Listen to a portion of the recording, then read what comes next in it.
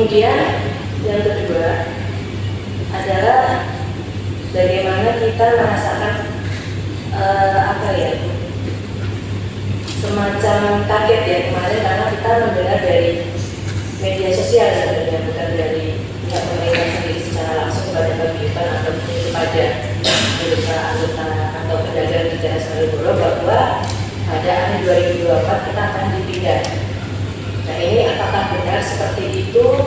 Kemudian untuk relokasi yang permanen tersebut itu tempatnya apakah benar di Malang dan Ketanda? Dan jika apabila benar, mohon maaf Bapak Ibu, kami terus terang kemarin kita sudah menemui teman-teman semua bahwa dilihat dari apa ya Bapak Ibu, tempat tersebut kok istilahnya kalau dalam artian, kalau memang sih kalau tempat itu kan insya Allah rezeki dimanapun ada ya Bapak Ibu. Tapi kita melihat di teras Malioboro 2, kita yang masih terlihat di Malioboro saja omsetnya turun drastis Bapak Ibu. Jadi dari 1041 ada 700 pedagang yang mengalami penurunan omset. Itu masih terlihat di Malioboro. Nah ini kalau kita melihat di perencanaan pemerintah, ini kan di berjalan dan depannya. Nah ini bukannya kita pesimis Bapak Ibu, tapi sebagai jiwa pedagang ini kan yang menarik kan Malioboro-nya, PKL-nya juga sebenarnya. Kita dari awal itu kan menerima di lokasi, akan tetapi masih jadi satu dengan Jalan Malioboro dan tidak dipisah-pisah. Seperti itu. Dari awal posisi kita diberikan pengetahuan dari paguyuban itu memang katanya tidak bisa satu lantai, kemudian tetap berada di wilayah Malioboro dalam artian Jalan Malioboro. Nah ini yang bukan kita itu pesimis Bapak Ibu, tapi kita kan melihat kondisi yang terjadi setelah 1 tahun ini Bapak Ibu. Ada penurunan omset yang sangat drastis. Kami ada datanya, 700 pedagang itu mengalami penurunan omset. Nah, ke anggota DPR juga kan dekat ya Bapak Ibu, bisa dicek langsung Bapak Ibu. Bagaimana pengunjung itu hanya berpusat di tempat-tempat strategis saja, tempat-tempat tertentu yaitu di depan, di perempatan. Setelah itu mereka balik lagi ke depan. Seperti itu. Kalau kita melihat dari rencana pemerintah di Ketandang dan Beskala itu, akses untuk pengunjung masuk itu kan bagaimana? Kemudian bagaimana juga minat pembelinya juga. Kita butuh kepastian Bapak Ibu. Jadi tidak hanya statement di media sosial, tapi kita berharapnya itu kita duduk bareng. Ini loh sebenarnya seperti ini, tapi sampai 1 tahun ini kita tidak pernah diajak seperti itu. Jadi yang di bawah ini teman-teman anggota, teman-teman pedagang ini risau, gundah juga, karena di teras juga yang masih kelihatan dari Jalan Malioboro saja seperti ini, apalagi nanti kalau di istilahnya tempatnya sembunyi Bapak, tidak kelihatan dari Jalan Malioboro. Kami berterima kasih diberi tempat, akan tetapi kan ada pertimbangan-pertimbangan seharusnya.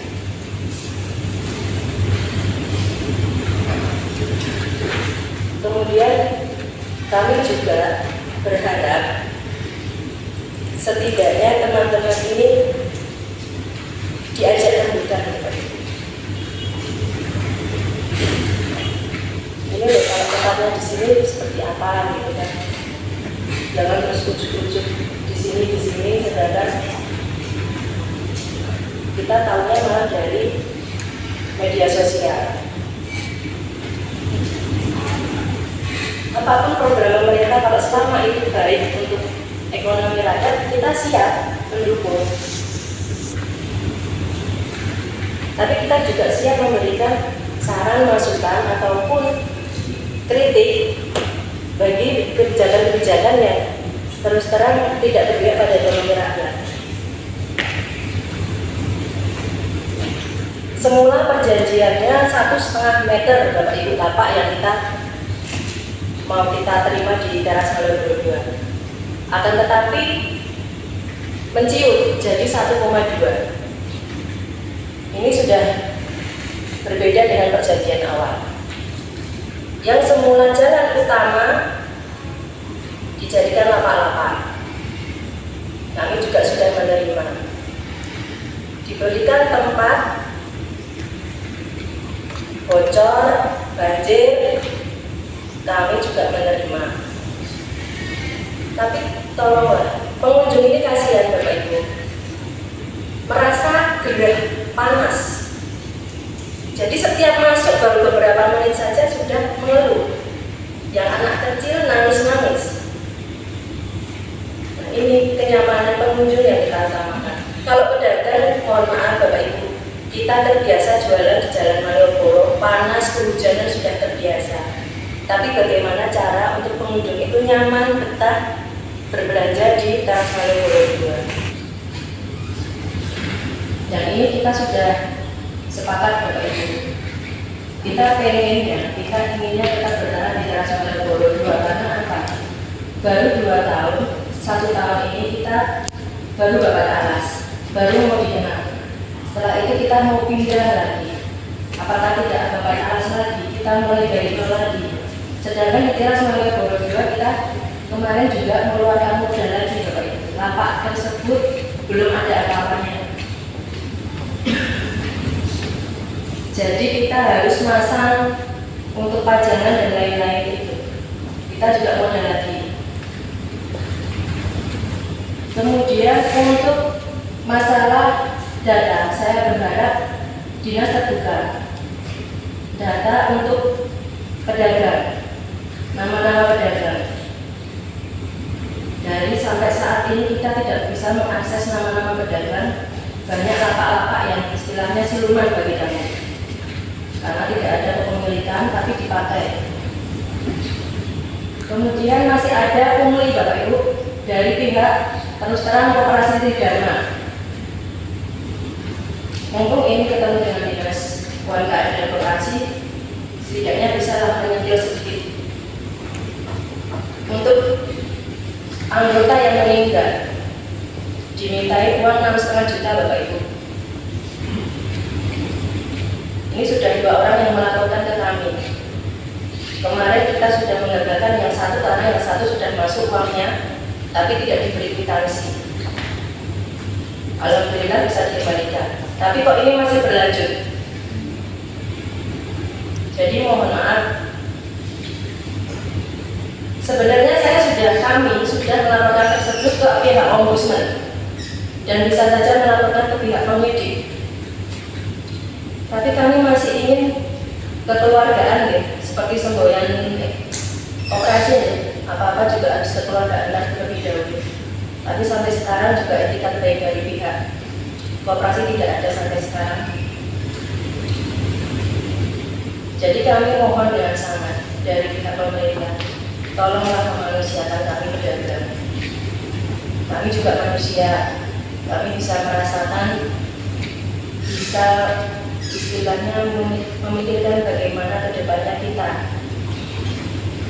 Kalau tempatnya kita strategis, mohon maaf, kita benar-benar menolak.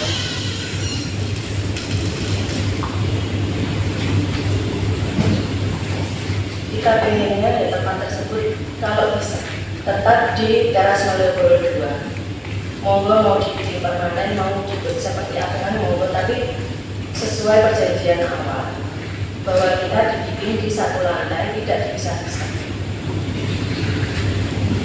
Seperti itu.